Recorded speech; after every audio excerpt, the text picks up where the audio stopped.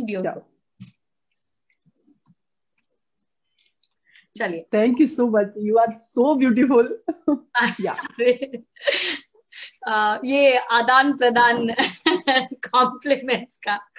चलिए शुरू करें। अभी 4:40 वो जरूरी है, विल ट्राई एंड या श्योर श्योर या।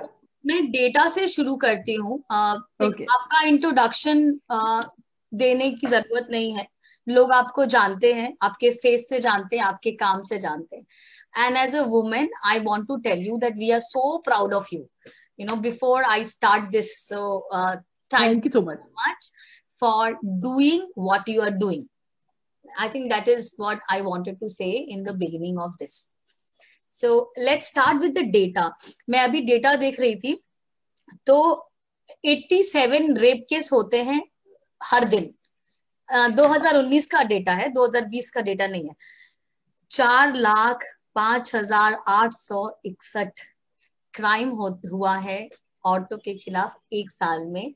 7% इंक्रीज है 2018 से 2019 में। उसके बाद इसमें मेजॉरिटी केसेस जो हैं, जो कि 30.9% है, 31% समझ लीजिए, ये रिलेटिव्स और हस्बैंड्स के खिलाफ है, जहां पे क्रूएलिटी हुई है टू वुमेन। उसके बाद जो है होता है assault on women with the intent to outrage her modesty, rape etcetera and touching inappropriately, जो उसका परसेंटेज है 22%। बाकी वो फॉलो होता है 18% से किडनैपिंग और एब्डक्शन से। मैं आपको ये पूछना चाहती हूँ, ये डेटा डरा देने वाला है। साथ ही साथ न्यूज में हर दिन आप कोई भी चैनल उठा लीजिए, एक ना एक क्राइम तो आपको दिखेगा ही हेडलाइन में। बाकी बात भी नहीं कर रही हूँ मैं, हेडलाइन की बात कर रही हूँ। तो आर देयर एनफ लॉज? क्या हमारे देश में कानून है और क्या वो सफिशिएंट है औरतों के प्रोटेक्शन के लिए?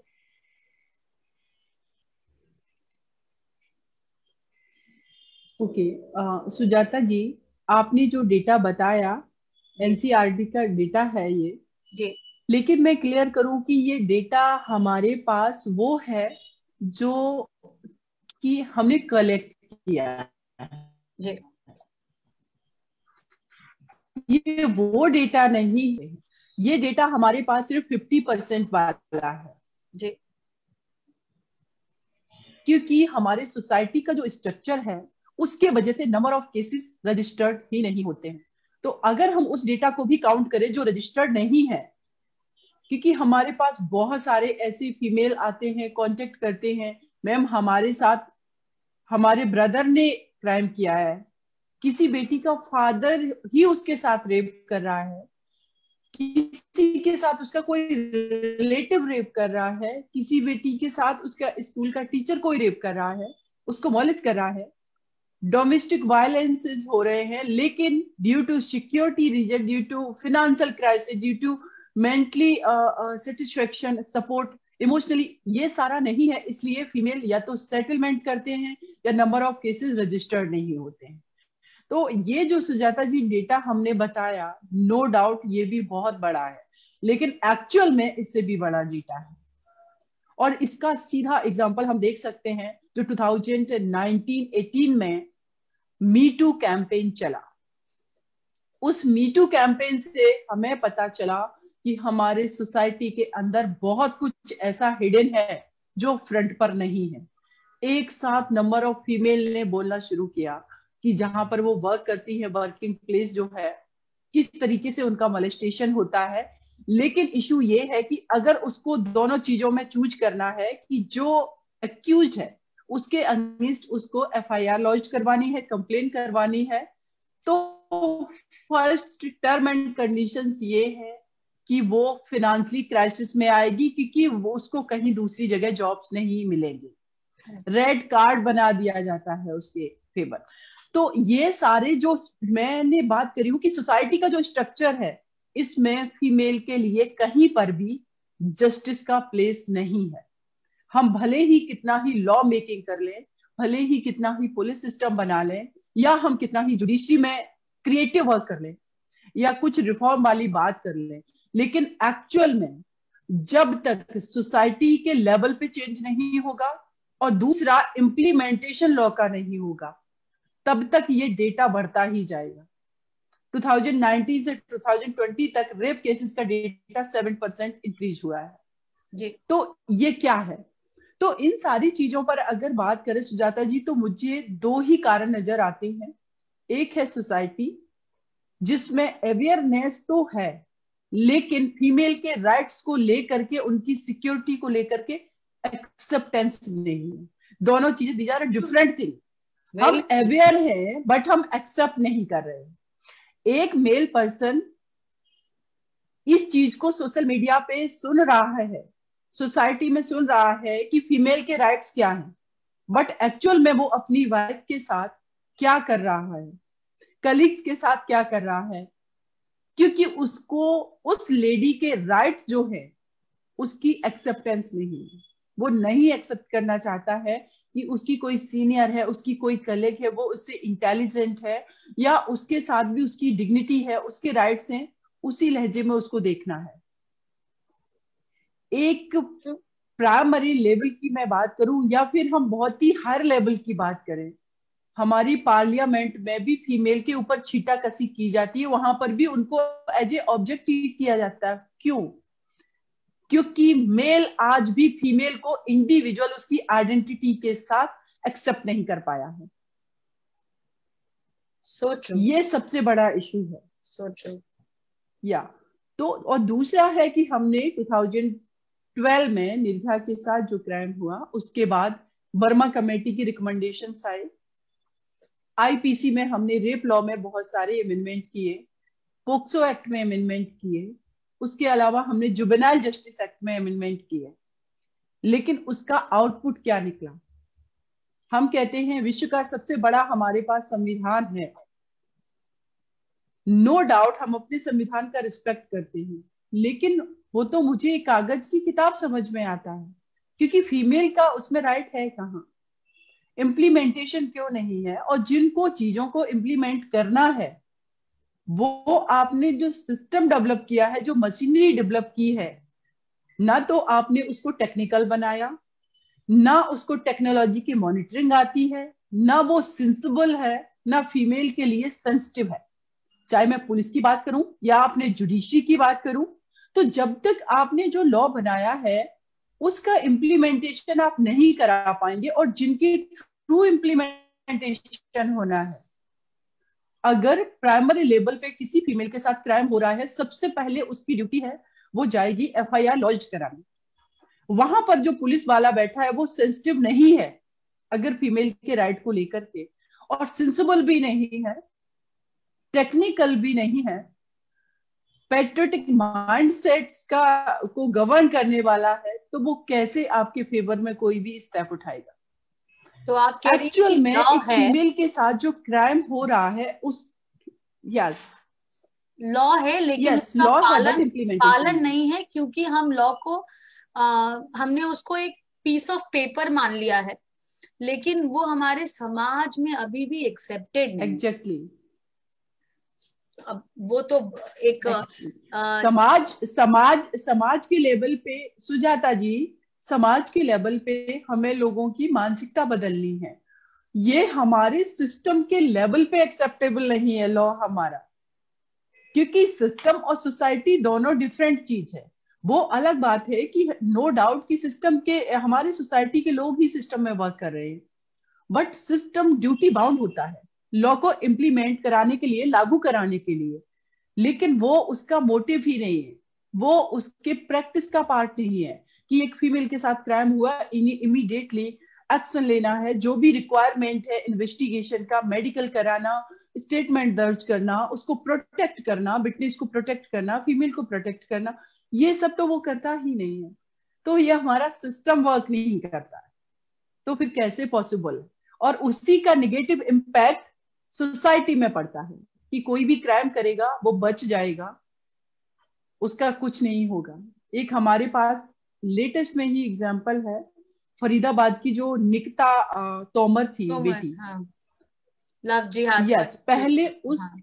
यस पहले किडनैपिंग का केस फाइल हुआ था, सेटलमेंट हो गया, दूसरी बार में उसने उस बेटी को गोली मार दी। उसके हौसले इसलिए बढ़े क्योंकि लॉ का इम्प्लीमेंटेशन नहीं था। क्योंकि पेटी केसेस मान करके हम इग्नोर कर देते हैं कि जो लड़के कमेंट कर रहे हैं, जो लड़के छेड़खानी कर रहे हैं, उनके लिए तो वो थाने से ही उनको बेल मिल जा रही है।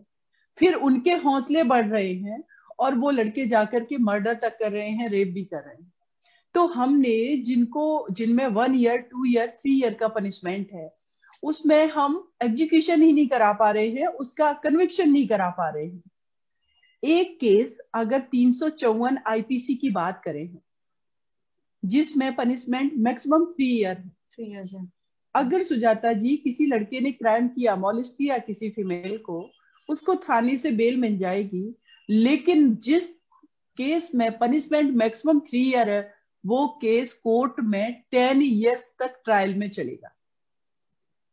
पनिशमेंट जिसमें 3 ईयर है, वो पर्सन बाहर घूम रहा है और उन 10 ईयर में वो बंदा, वो लड़का, वो जो एक्यूज है, वो अगेन उस लड़की के साथ क्राइम करने के लिए ट्राई करता है।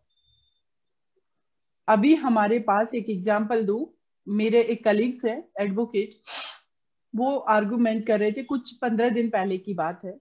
केस था कि लड़के ने सोशल मीडिया, साइबर क्राइम का मैटर था, बहुत सारे पिक्चर्स उस लड़की के वायरल कर दिए थे। उस लड़के के एंट्री बेल की एप्लीकेशन लगी हुई थी। मैंने उस एडवोकेट को कहा कि कोर्ट से ये बोलिए कि लड़की ये बोल रही है कि हमारी डिग्निटी का सवाल है और ये कंटिन्यू वायरल कर रहा है पिक्चर, इसको स्टॉप कराने के लिए इसका कस्टोडियल इंटरोगेशन आवश्यक है, इसका अरेस्टिंग होना बहुत जरूरी है, इसको एंट्री बेल नहीं मिलनी चाहिए। बट जज ने उसको बेल दे दी। नेक्स्ट डेट ऑफ हियरिंग कल था उसका, उससे पहले उस लड़की ने सुसाइड कर लिया। तो हमारी सोसाइटी से गया हुआ जज और पुलिस भी उसी पैट्रियोटिक माइंडसेट के फॉलोअर हैं। इसका latest example Mumbai high court का जजमेंट है। भले ही वो जजमेंट एक फीमेल ने दिया है, हाँ, लेकिन वो इस कंट्री में वो फीमेल भी पैट्रियोटिक माइंडसेट की फॉलोअर हैं और उनको पता नहीं है। पर सीमा, मेरा क्वेश्चन तो ये सारे बहुत सारे कारण हैं। मेरा क्वेश्चन आपसे ये है, जब एक कॉमन इंसान, जैसे हम हमेशा कहते हैं कि आई सी यू इन कोर्ट, अगर हमको कुछ नहीं होता है तो हमको कोर्ट पे भरोसा होता है। पर इस केस में स्पेशली मैं इसकी बात करना चाहूंगी, जो पॉस्को का केस था, 12 साल की लड़की थी, बहुत एविडेंट था कि वो जो मोलेस्टर था या अब्यूजर था, वो सिर्फ वहां नहीं रुकने वाला था। वो तो somebody caught him और वो बीच में बच गई, अदरवाइज उसका इंटेंशन शायद उससे ज्यादा था, क्योंकि वो उसको अमरूद के बहाने ले गया था और उसके बाद उसने उसको छूना चालू किया, 12 साल की बच्ची को। तो ऐसे केस में आप जब जब पेरेंट्स, एक तो देखो सबसे ज्यादा जो आपने बोला कि बहुत सारे केसेस तो रजिस्टर ही नहीं होते, स्पेशली लड़कियों के केस में। शायद इस माँ को तो मैं बोलूंगी कि वो एक बहुत ब्रेव माँ थी और एक एग्जाम्पल सेट करने वाली माँ थी, कि वो गई और बोला नहीं, I will fight for my girl child, you know, modesty, and I will not let anyone just touch my baby, you know, no matter what happens. लेकिन ऐसा नहीं होता है। मैंने अपने आसपास बहुत सारे ऐसे लोगों को देखा है जहां पे लोग कहते हैं कि लड़की का केस है, ज्यादा मत उछालो, शादी नहीं होगी बाद में, पड़ोसी मजाक उड़ाएंगे, या फिर इसका बाहर निकलना मुश्किल हो जाएगा, क्योंकि कहीं ना कहीं रेप है, या आप जैसे बोल रहे हो कि वायरल पिक्चर्स, न्यूड पिक्चर्स जो हैं, ये एक तरह का मनोरंजन का साधन बन जाता है लोगों के लिए, एक बहुत ही विकृत मानसिकता है। पर ऐसी भी इंस्टेंसेस हुए हैं जहां पे हमने देखा है कि लड़की का रेप हो रहा है, लड़कों ने शूट किया है और बकायदा उसको 5 लाख लोगों ने देखा है।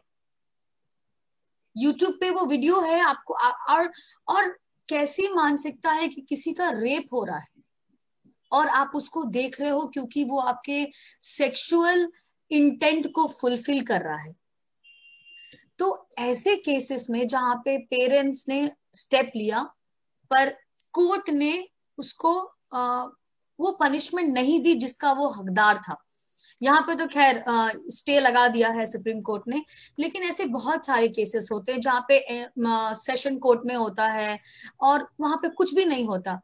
तो वैसे केसेस में क्या कहेंगे, जब जब जज, जैसे आप बोल रहे हो कि जज ही इसी पेट्रियार्चियल माइंडसेट से आता है, चाहे वो फीमेल हो मेल हो, वो इम्पोर्टेंट नहीं है, इम्पोर्टेंट है हमारा माइंडसेट। तो हम किसको किस में रचे बसे हैं, तो ऐसे केसेस में क्या करें? देखिए, इसमें मेरा जो अपना ओपिनियन है सुजाता जी, जितना मैं जुडिशरी में वर्क कर रही हूँ, मैं किसी को ब्लेम नहीं कर रही हूँ कि कोई इंटेलिजेंट नहीं है, बट मेरा एक मानना है कि हमारा जो लॉ मेकिंग हुआ है, जो लॉ कोडिफाइड हुआ है, और कोई भी हम अगर नया लॉ बना रहे, उसके पीछे पर्पज क्या है? पर्पज ये है क्राइम को रोकना, और जो एक्यूज, जो अपराधी जो क्राइम कर रहा है, उसका हमें इंटेंशन देखना होता है। बट हमने देखा है कि हमारे जो सिस्टम, जो जुडिशियल सिस्टम है, ये भी कहीं ना कहीं इंटरप्रिटेशन जो है लॉ का, वो उस लेवल पर नहीं करते कि जो मोटिव लॉ का है वो फुलफिल हो। इस केस में भी सेम वही हुआ। ये तो हाई कोर्ट का वर्डिक्ट था। कोर्ट का मानना है कि ये एक लॉ है, अगर उस सेक्शन में ये लिखा है कि उसका स्किन टू स्किन टच होना रिक्वायर्ड है, ये कहीं मेंशन नहीं है, बट इसको मैंने मान भी लिया, पढ़ा उस लॉ को। एज्यूम कर लिया, उनका प्रिजम्पशन था। यस, वो उनका एज्यूम्पशन, और उन्होंने 354 आईपीसी में उसको पनिश किया। पोक्सो एक्ट में ही उसका पनिशमेंट कंपलसरी था, क्योंकि वो माइनर गर्ल है, अंडर 12 ईयर है। yeah. फिर ये किस तरीके के वर्डिक्ट दे रहे हैं? इट मींस आप मान के चलिए कि हमारे जो एडवोकेट, हमारे जो जजेज हैं, ये सेलेक्ट होकर के पहुंच जाते हैं जुडिशरी में, बट टाइम टू टाइम इनकी ट्रेनिंग एंड जो भी नए लॉ मेकिंग हो रहे हैं, उससे इनको अवेयर कराना बहुत ही जरूरी है। लेकिन ये अपने आप को अपडेट नहीं करते हैं। अगर रेप लॉ की बात करें, 2000 जो 375 हमारा डेफिमेशन क्लॉज है, और 376 हमारा पीनल क्लॉज है, पीनल सेक्शन है, जिसमें पनिशमेंट है। 375 में हमारा डेफिनेशन क्लॉज है। उसमें क्लियर है कि कंसेंट एंड बिल दोनों की बात कर रहा है। अगर आपकी सहमति नहीं है और आपकी इच्छा भी नहीं है, लेकिन आज तक इस देश में मुझे नहीं लगता कभी भी बिल पर बात हुई होगी, उसकी इच्छा पर बात होगी किसी फीमेल की, कि अगर उसने कंसेंट भी दी तो उसके पीछे कारण क्या क्या हो सकते हैं। राइट, इस पर बात नहीं होती। उसने कंसेंट दी है तो ये रेप नहीं है, ये मान लिया जाता। हमारे पास हाथरस केस का एक बहुत बड़ा एग्जाम्पल है जी। उत्तर प्रदेश के ADG Prashant Kumar ji, law and order जो है, उनका नाम हमें लेने में कोई इशू नहीं, क्योंकि वो सारी चीजें मीडिया में है। उनका कहना है कि हाथरस केस की जो पीड़िता है, उसके साथ रेप की पुष्टि नहीं हुई है क्योंकि सेमन नहीं पाया गया। अब सुजाता जी, 2013 में जो लॉ में अमेंडमेंट हुआ, उसमें ये क्लियर मेंशन है कि सेमन का पाना कंपलसरी नहीं है, इवन की पेनिट्रेशन भी कंपलसरी नहीं है रेप के लिए। और हमारा एक जो लॉ एंड ऑर्डर जिसको देखना है, जो पुलिस डिपार्टमेंट के इतने बड़े पोजीशन पे बैठा, उस व्यक्ति का ये कहना है।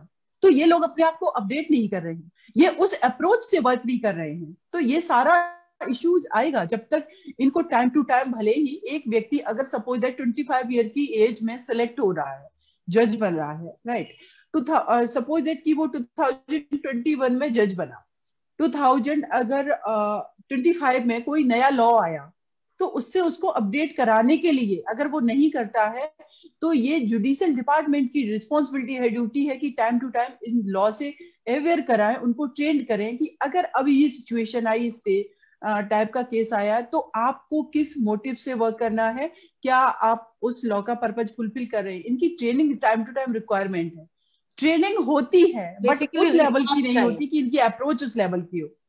बेसिकली आप कह रही हैं कि एक रिफॉर्म चाहिए, सिर्फ एक सिस्टम में नहीं, ये सारे सिस्टम जो एक दूसरे से जुड़े हुए हैं, एक उसको प्रोटेक्ट करने के बिल्कुल लिए, एक उसको बिल्कुल। इम्प्लीमेंट करने के लिए, इन सब में रिफॉर्म चाहिए।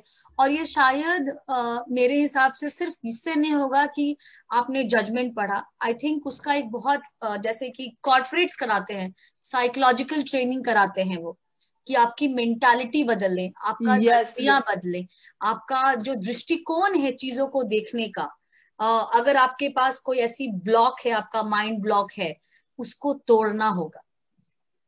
आई think that's what you are trying to say. Yes yes अच्छा यस। सीमा, अभी थोड़े कुछ दिन पहले आपको अगर याद होगा कि एक वीडियो वायरल हुआ था जहाँ पे आई थिंक वो पुलिस अधिकारी थे, कोई बड़े मुझे नाम याद नहीं आ रहा, जहाँ पे वो अपनी बीवी को बेतहासा पीटे जा रहे थे, और वो वीडियो वायरल ये हो गया। मध्य प्रदेश का वीडियो था। यस। हाँ, तो पीते जा, और उसके बाद बाद में वो जब ये पूरा वायरल हो गया तो उनका लॉजिक ये था कि ये मुझे तंग कर रही थी, जबकि हम उनकी कॉन्वर्जेशन सुन सकते थे कि ये पूरा जो मामला था क्या था। और बाद में उन्होंने अपनी बीवी को फ्रेम भी करने की कोशिश की कि कैसे वो मेंटल है, और वो खुद ही चाकू से उसने हमला किया उनपे, एसेट्रा एसेट्रा। तो ऐसे केसेस में जहाँ पे जो डेटा भी कहता है कि 31% जो केसेस होते हैं असॉल्ट, डोमेस्टिक वायलेंस जो होता है, वो या तो पति करता है या घर के लोग करते हैं। तो एक ये हो गया कि ये क्राइम हुआ। दूसरा चीज हुआ कि अगर मैं एक ऐसी औरत हूं जो फिनेंशियली डिपेंडेंट ही है अपने पति पे, या फिर ऐसे शहर में हूं जहां पे यही सारे लोग मेरा भरण पोषण कर रहे हैं, जो मेरा शोषण भी कर रहे हैं, तो ऐसे केसेस में क्या करें? और स्पेशली कोई इसका, उस औरत का तो शायद ये कैमरा था तो रिकॉर्ड हो गया, पर कितने घरों में कैमरा होता है? तो ऐसे हाँ केसेस बिल्कुल में क्या सही करें? आपने बोला, कितने घरों में कैमरा होता है। मेरा ये मानना है सुजाता जी कि 498A आईपीसी क्रुएलिटी की बात करता है, जिसमें मेंटल एंड फिजिकल क्रुएलिटी की बात की गई है। राइट। डोमेस्टिक वायलेंस में भी मेंटल एंड फिजिकल क्रुएलिटी की बात की गई है। मेरा अपना ओपिनियन है कि एक्चुअल में जो फीमेल के साथ डोमेस्टिक वायलेंस हो रहा है, अगर ये केसेस रजिस्टर्ड हो जाएं तो 75% इस देश का मर्द जेल में होगा, अगर इम्प्लीमेंटेशन हो जाए। ये मेरा एक्सपीरियंस नहीं, ये सोसाइटी का स्ट्रक्चर है हमारे। मेंटल क्रुएल्टी की बात के लिए लॉ किसने बनाया है? हमारी लेजिस्लेशन ने बनाया है लॉ। अगर आपने कानून मेकिंग किया है कि मेंटल क्रुएल्टी, फिजिकल क्रुएल्टी तो एक फीमेल दिखा देती है कि हमें यहाँ पर ब्रूस है, यहाँ पीटा है, ब्लड निकला है, तमाम तरीके से वो दिखा सकती है। मेंटल क्रुएल्टी को आप कैसे जस्टिफाई करेंगे? अब मैं एक एग्जांपल देती हूँ कि एक फीमेल जिसकी मैरिज हुई है, न्यूली मैरिड वाइफ है, गर्ल है, ब्राइड है, वो अपने ससुराल में गई। फर्स्ट उसको ताना दिया जाता है कि खाना बहुत अच्छा नहीं था। देन हमारे बड़े बेटे की मैरिज में जो गोल्ड की चेन थी वो थोड़ी मोटी थी। सुजाता जी, ये मेंटल क्रुएलिटी का पार्ट है, ये मेंटल क्रुएलिटी का पार्ट। अगर इसको बेस बना करके एक फीमेल एफआईआर लॉन्च कराए, तो क्या मैं जो बात बोल रही हूँ कि 75% इन लॉज और हस्बैंड जेल में नहीं होंगे, मैं तो कहती हूँ लेकिन ये 95% हमारी चले जाएंगे। सोसाइटी का, मैं तो कहती हूँ 95 हो ये जाए। हमारी सोसाइटी में एग्जैक्टली लेकिन सुजाता जी, ये हमारी सोसाइटी में एक्सेप्ट कर लिया गया है। मेंटल क्रुएल्टी पे यहाँ कोई बात ही नहीं करता है। एक फीमेल जो अपना पेरेंटल हाउस छोड़ करके 25-30 की एज में, 21 की एज में एक उस फैमिली में जा रही जहां उसे अपना पूरा लाइफ स्पेंड करना है, जहां पर उसको मेंटली, फिजिकली, इमोशनली, हर फिनेंशियली, हर तरीका सपोर्ट चाहिए, लेकिन उसको मिलता कहाँ, क्या है उसको? सब। Mental cruelty, physical harassment. और जो हमारी कंट्री में जो इन लॉज वाली फैमिली है, ये पता नहीं क्यों अपने आप को सो कॉल्ड सुपीरियर फील कराने की कोशिश में लगे रहते हैं। हम देखते हैं कि जो भी मैरिजेस हो रहे हैं उसमें लड़के वाले हैं उनका बहुत ही रिस्पेक्ट करना है। ये मतलब कैसा हमने एक सिस्टम डेवलप किया, एक फीमेल जिसकी मैरिज हो रही है उसको उसके परिवार वाले कुछ नहीं दे रहे हैं सिवाय कुछ ज्वेलरी के, डॉवरी के रूप में पैसा उसको दे रहे हैं, उस परिवार को दे रहे हैं, और जो फीमेल है उसको एक माध्यम, एक मीडिएटर मान लिया है कि ये जो लड़की हमारे घर में आई है ये एक माध्यम है पैसा लाने का उस परिवार से इस परिवार में, फिर वो डॉवरी डिमांड की मांग होती है। फिर सीमा, अपने पास ये लॉ है, सुजाता जी सॉरी मेरा टू अपना अनुभव। Interrupt, sorry to interrupt, but अपने पास लॉ है, सबको पता है, दहेज लेना मांगना, उसमें शामिल होना, बकायदा सजा है। पर जब अगेन फिर वही बात हो जाती है कि समाज ने तो मान लिया है कि ऐसा तो होता है, मैंने बेटा पैदा किया है तो मैं तो दहेज लूंगी ही लूंगी। और वो, और शायद किसी तरह मैं बोलूंगी कि सिर्फ लड़के वाले नहीं, लड़की वाले भी इसके बराबर के पार्टी हैं, क्योंकि उनको उनको भी अपनी बहुत सारे केसेस में, सारे केसेस नहीं कहूंगी, बहुत सारे केसेस में उनको भी लगता है कि ये तो नॉर्म है, सोसाइटी का नॉर्म है, तो सबने किया है तो मुझे भी करना होगा। तो फिर तो ये कभी इम्प्लीमेंट नहीं होगा। अगर ऐसे तो हम कोई भी लॉ देखें, उसकी जो जड़ें हैं वो सामाजिक मनस्थिति से जुड़ी हैं, तो ऐसे तो कोई भी लॉ इम्प्लीमेंट नहीं होगा। तो एज अ पर्सन हुज, होगा। हाँ बताइए कैसे होगा। सुजाता जी, लॉ भी इम्प्लीमेंट होगा, और वो जो फीमेल है वो भी प्रोटेक्ट होगी। इसके लिए सबसे ज्यादा जो रिक्वायरमेंट है कि कोई भी अगर फीमेल है, गर्ल है, अगर वो माइनर है, माइनर तो इंडिया में वैलिड नहीं है मैरिज, राइट, तो अगर वो मेजर हो रही है उसको अपने डिसीजन लेने का राइट है। वो आज की डेट में जब फीमेल अवेयरनेस की बात हो रही है, फीमेल के राइट्स की, उसकी फ्रीडम की, एजुकेशन की बात हो रही है, तो वो अपने पेरेंट्स को कन्विंस करे कि हर हाल में उसको जो पैसा डॉरी के लिए कलेक्ट किया जा रहा है उसकी एजुकेशन, और not only in education also उसके एक्सपोजर, उसकी पर्सनालिटी डेवलपमेंट, उसका फिजिकल, उसका फिटनेस, एंड उसका मेंटल जो भी कहेंगे एक स्ट्रांगनेस, इन सारी चीजों पे खर्च स्पेंड होना चाहिए। बट यहाँ होता क्या है कि अगर हम मैरिज भी करें, डॉवरी भी दे रहे हैं, अगर उसमें कार दे रहे हैं, तो मेरी भी जो बेटी है, वो जो लड़की है, क्यों नहीं वो कार चलाने में एक्सपर्ट होती है कि कल अगर कोई सिचुएशन क्रिएट हो तो एटलीस्ट वो ड्राइविंग करके ओला में, उबेर में, कहीं पर भी सोर्स ऑफ इनकम अपना जनरेट कर सके। वो टेक्निकल ट्रेनिंग क्यों नहीं लेती है, वो इस तरीके से क्यों मान के चलती है कि लड़कियां प्राउड फील करती हैं। ये एक लड़कियों के फेवर में भी मैं बात बोलना चाहूंगी कि आपको अपना भी मानसिकता बदलनी पड़ेगी। आप क्यों ये सोच करके चलती हैं कि हमारे फादर जो है मेरी शादी एक आईपीएस ऑफिसर से कर रहे हैं, हमारे फादर एक बहुत बड़े बिजनेसमैन से कर रहे हैं, मतलब आप अगर इस घर से उस घर जा रही है तो डिपेंडेंसी आपने पहले ही बना करके रखी है कि वो ही मेंटेन करेगी। लेकिन आप भले ही 20-25,000 भी अर्न करें, बट आपकी अपनी सोर्स ऑफ इनकम होनी चाहिए, क्योंकि अगर सिचुएशन क्रिएट हुई तो आप कहाँ जाएंगे। तो सेल्फ डिपेंडेंसी, फिनेंशियल डिपेंडेंसी बहुत मैटर करती है, जो कि हमारे इंडियन कल्चर में अभी फीमेल के अंदर वो चीजें नहीं आई हैं। वो एजुकेट तो हो रही हैं, एजुकेशन को मैं सिर्फ एक जॉब का या कहेंगे एजुकेशन को एक सर्टिफिकेट से ज्यादा कुछ नहीं मानती हूँ। अगर किसी को एब्सोल्यूट अपना डेवलपमेंट करना है, इस सोसाइटी को समझना है और इससे फाइट करना है, तो उसका ओवरऑल पर्सनालिटी का डेवलपमेंट रिक्वायरमेंट है, उसको एक्सपोजर मिलना चाहिए, वो चीजों को समझे, समाज दुनिया को समझे, सोसाइटी को समझे, और जहां उसकी मैरिज हो रही है वो उसकी ऐसी मैरिज ना हो कि जो उसके अगेंस्ट होने के बावजूद भी कंपेल उसको किया जा सके। इस लेवल पे तो उसको बात करना आना चाहिए, और ये तभी आएगा जब वो डिपेंडेंट नहीं होगी किसी पर। वो जड़ है, वो आई थिंक वो डिपेंडेंसी जो है वो जड़ है, क्योंकि ये तो हमको बचपन से बोला जाता है कि तुम्हारा तो ये घर नहीं है, तुम्हारा घर तो पति का घर होगा। तो वो शायद सुनते सुनते भी एटलीस्ट मैं और आप नहीं, पर शायद बहुत सारे ऐसे लोग हैं जो ये बिलीव करते हैं कि यही मेरी डेस्टिनी है, मेरे पति का घर ही मेरा डेस्टिनी है। और ये ऐसा नहीं है, हम सोचते हैं कि ऐसा सिर्फ शायद छोटे शहरों में हो रहा हो, पर ऐसा नहीं है। ये मेट्रोज में, बड़े बड़े उद्योगपतियों के घर में भी होता है, जहाँ पे जो हस्बैंड होते हैं। सुजाता जी, हम सॉरी इंटरप्ट कर रही हूँ, मैं अपनी बात करूँ। मेरे भी गांव में जहां से मैं हूँ, मेरे मुझसे बोला गया, इतना पढ़ के क्या करोगी, अल्टीमेट तो खाना ही बनाना है। ससुराल में जाओगी, इतना बोलती हो तो पति पीटेगा। ये मेरा अपना खुद का अनुभव है, जो कि मुझसे बोला गया, मैं किसी और की बात नहीं कर रही हूँ। ये हमारे ग्रास रूट लेवल पे ये रियलिटी है।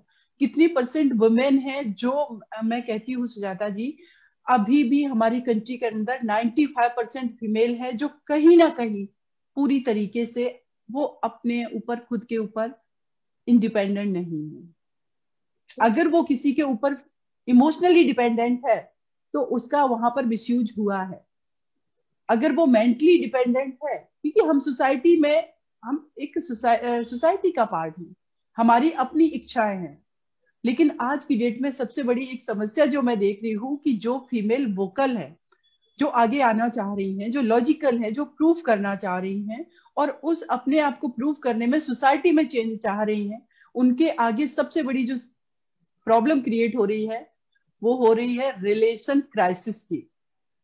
अगर एक फीमेल, एक गर्ल चाइल्ड कहती है पापा मैं आपकी बात नहीं मानूंगी, मुझे सोशल वर्क करना है या मैं एडवोकेट बनूंगी, मैं टीचर नहीं बनूंगी, उसके फादर का कहना है मैं तुम्हें नहीं बाहर भेजूंगा, और फिर वहां पर उस पर टैग लगता है ये लड़की हाथ से निकल गई, फादर की बात नहीं मानती है, भाई की बात नहीं मानती है, तो फिर वहां पर देखिए उसका परिवार के अंदर जो उसको इमोशनली सपोर्ट मिलना चाहिए था, जो एक सेटिस्फेक्शन मिलना चाहिए था, वो नहीं मिलता है।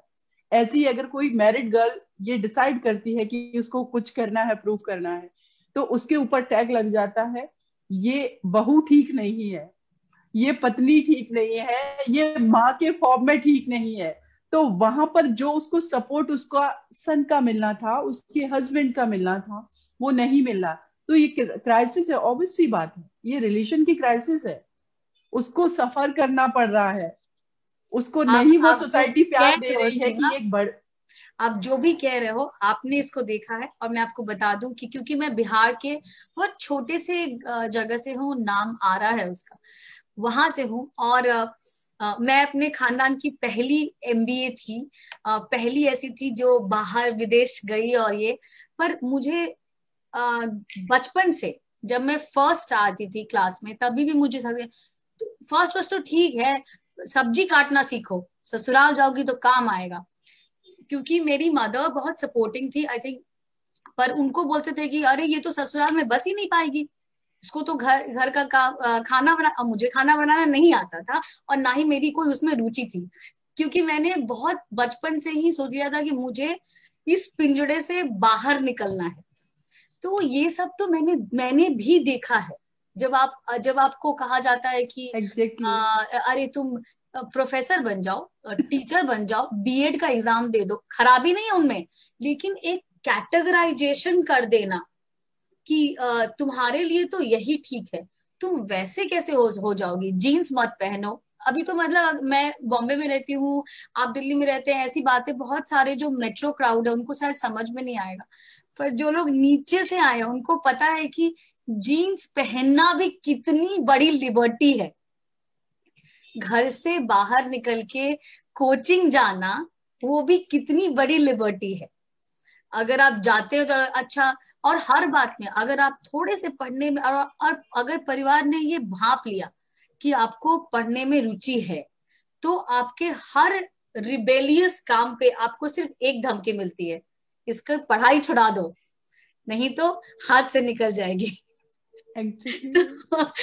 तो ये तो हमने देखा है। और आई मीन इसको महसूस किया, देखने की जरूरत नहीं है, इसको एक्सपीरियंस किया है।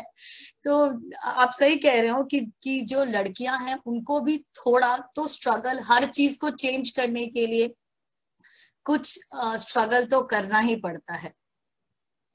I think I have lost you Seema, I think I have lost you.